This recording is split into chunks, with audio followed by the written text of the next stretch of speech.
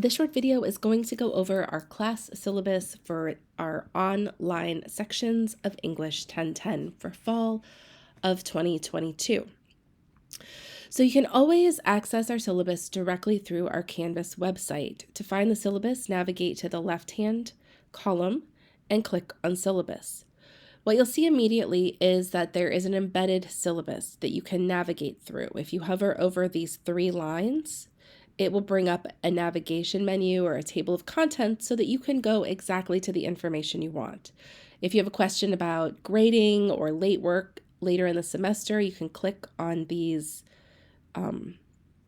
navigation links and it'll take you directly to the part of the syllabus that you need. There's also an option that you can click and it will bring up a Google document that you can then make a copy for yourself and save it, or you can download. I would really suggest that you make a copy of the complete syllabus and save it off of Canvas so that if you ever have trouble accessing Canvas or you want to look at our syllabus when you're offline, you're still able to do that. So we're going to walk through the syllabus and hit on all of the major topics, including our course objectives, class policies, and grading. Okay, so let's take a look at our syllabus.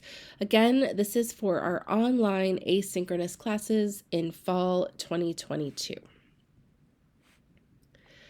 So my name is Dr. Dunick. You can always contact me by email at dunicklm@pgcc.edu. That is the best way to get a hold of me. You will get a response within 24 hours during the weekdays. I also have an office phone available, but I'm teaching virtually this semester, so all you'll be able to do on the office phone is leave a voicemail.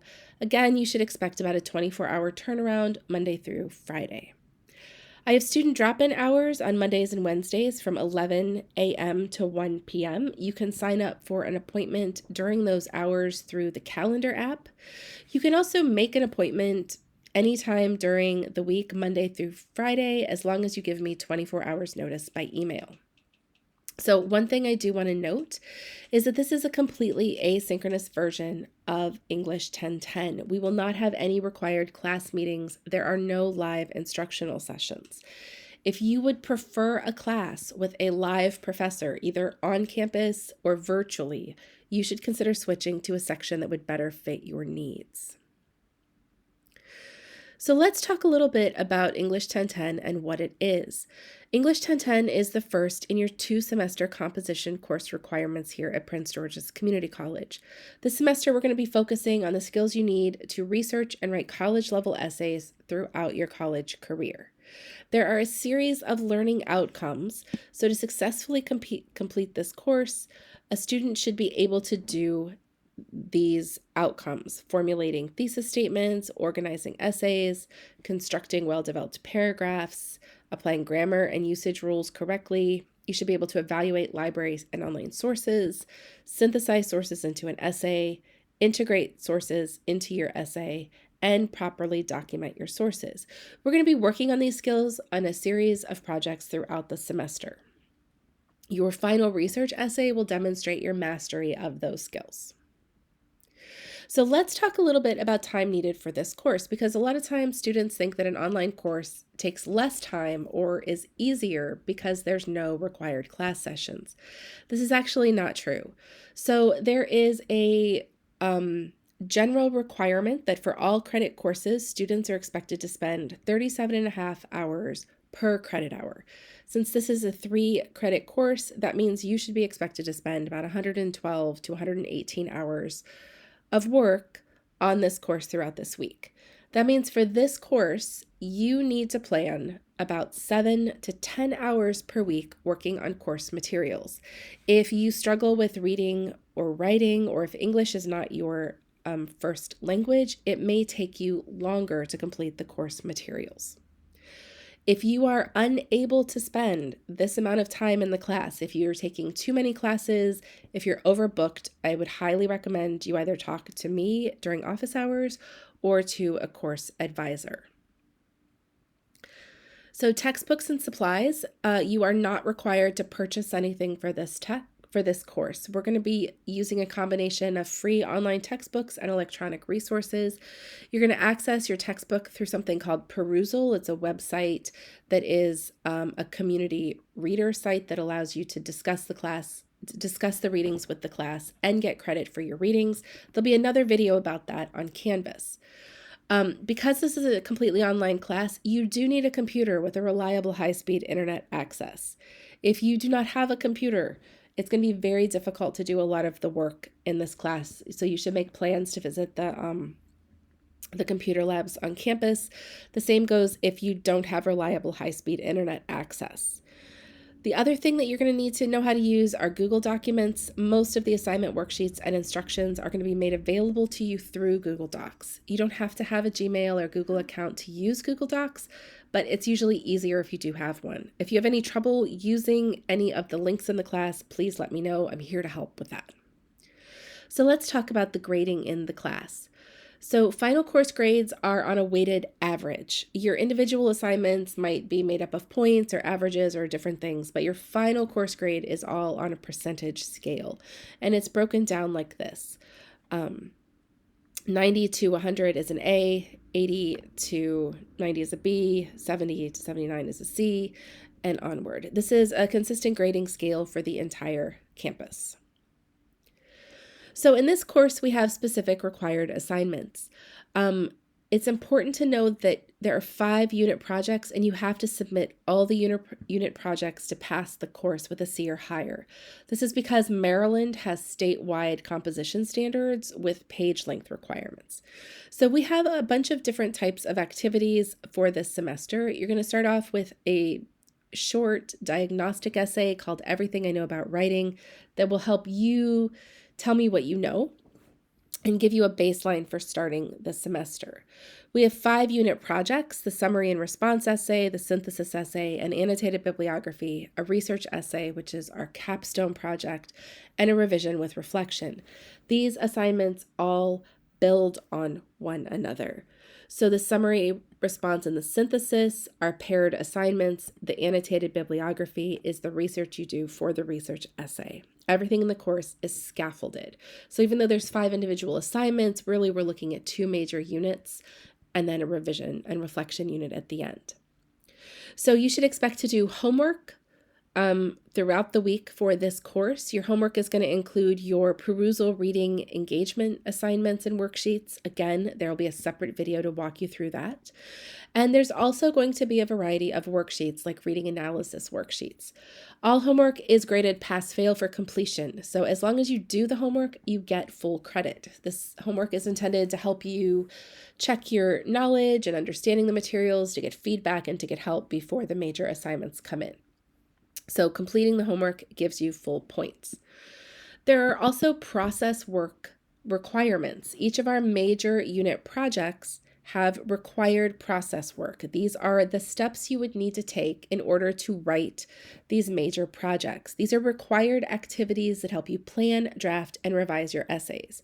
Again, these are graded pass-fail for completion. You can't get them wrong. This enables me to give you comments and feedback as you're working on your essay, and it gives you a way to kind of keep up with the workload necessary for these larger projects. And then finally, there's a short exam that's a cumulative essay exam at the end of our semester. So here's how the grades break down. As you can see, the summary, synthesis, annotated bibliography, argumentative research essay, and final reflection are about 80% of your class grade. So the vast majority of your grade in this class are those major projects. And then your homework assignment, process work, and final exam are additional. So let's talk a little bit about the grading policies. I use grading rubrics in the class. Those are available to you right now in our Canvas website. Each major project includes a list of minimum requirements on the instruction sheet. Students who meet all of those requirements are guaranteed a B on the assignment. If you miss one or more of the minimum requirements, you're going to get a lower grade. So my grading rubrics are 1-level rubrics. They're not evaluated for like excellent, good, satisfactory, bad. It's, do you have this minimum requirement or not? You can revise any of our major projects if you don't like your grade, as long as you've completed all the assigned process work. If you have not done the process work, you cannot do a revision. If you decide you'd like to revise a major project, you need to email me to request a revision within 1 week of it being graded. So homework and process assignments, as I said, are activities that help you learn skills and concepts and prepare you to write and revise your projects. They're all graded pass-fail for completion. As long as you try each part of the assignment and have some answer for each of the questions on the worksheet, you'll receive full credit. So work submitted, and this is homework and process work that's submitted by the due dates, will receive comments and feedback from me. I'll give you help on planning, drafting, and writing your essays.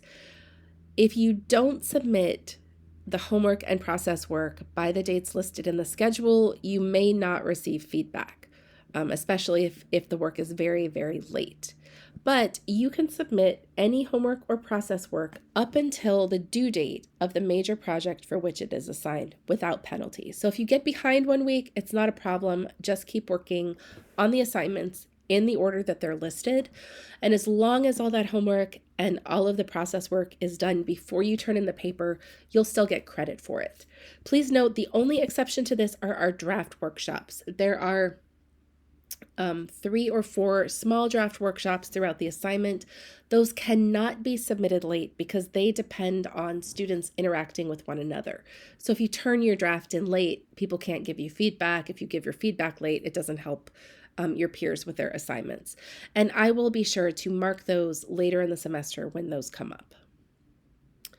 So all of our readings in the course are going to be accessed through the Perusal website. You'll earn reading and engagement credit for completing your readings, annotating the text, that means highlighting and leaving notes in the text about important topics, and engaging with your classmates in discussion. So this class does not have a discussion board. We don't have weekly discussion questions like some other online classes. Instead, you're going to have your discussion directly in Perusal. And again, there will be another video to go over that later on in our orientation session. Your reading and engagement scores are part of your homework grade. And if you need more information about Perusal, check out our Canvas website. So let's talk about late work in the course and extensions. Our course is scaffolded, right? So I've built the course so that every assignment leads to the next assignment. Every process assignment helps you step by step create an effective essay. Because homework and process work are designed to help you write your essays, they need to be done in order. The shorter essays are also scaffolded. So early essays lead to later essays. Your summary is what you start with before you write your synthesis. Your annotated bibliography leads to a research paper. That means it's really important that you are working on these assignments in order and that you are keeping up with work in the class.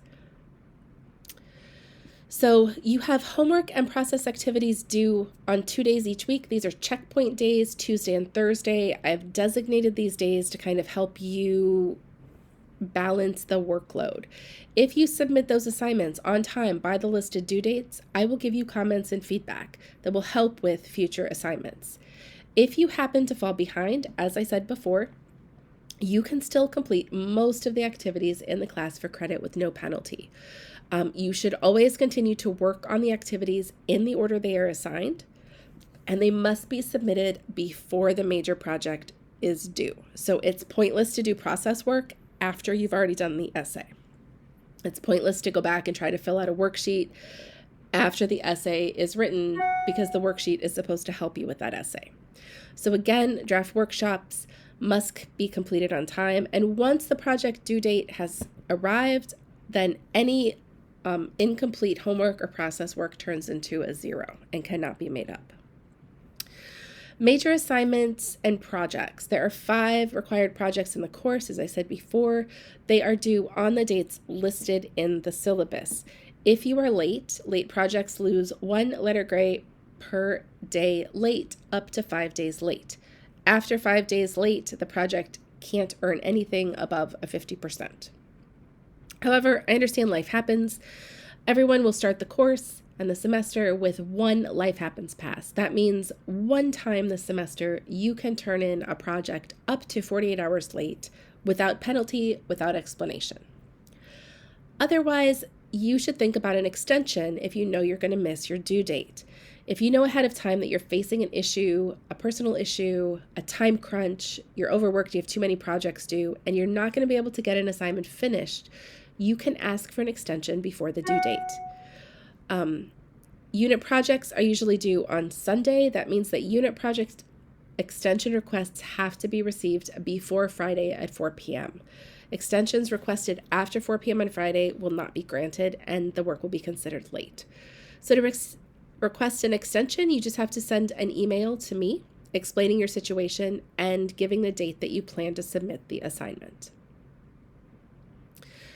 So let's talk about how to submit your work. All work is going to be submitted online through our Canvas course website. Because of college policies, I cannot accept any work through email or other means. All projects should be submitted as a Microsoft Word file. You can also use a PDF. Other file types might not be supported for feedback or might not be readable. You need to make sure that you submit all assignments to the correct link in Canvas. If you misplace your submission or submit something in the wrong place, that will not receive credit, and resubmission will count as a revision or late work.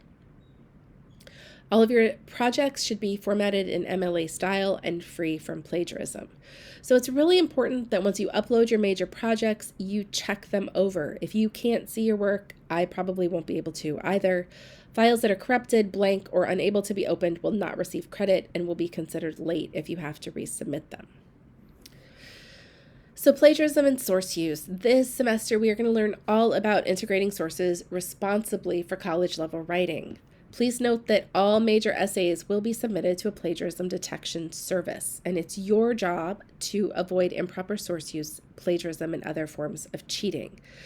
Your plagiarism report is available as soon as you submit. I would encourage students to check your copy leaks report after you submit, and if necessary, make changes and resubmit.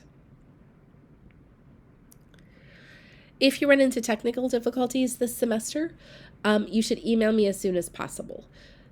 I'm always happy to work with you so that you can finalize your submission without penalty. So if you're unable to submit an assignment, the thing that you need to do is email the assignment directly to Stop the Clock. This proves that the assignment is finished and gives me a timestamp on the email to show that it was done before the due date.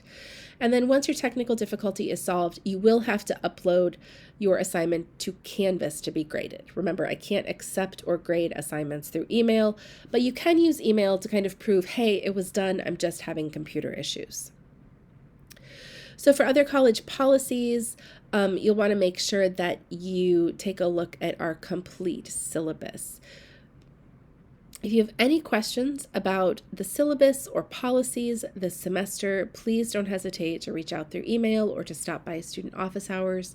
The syllabus will always be here and available so that you can come and check up the different policies and expectations at any time.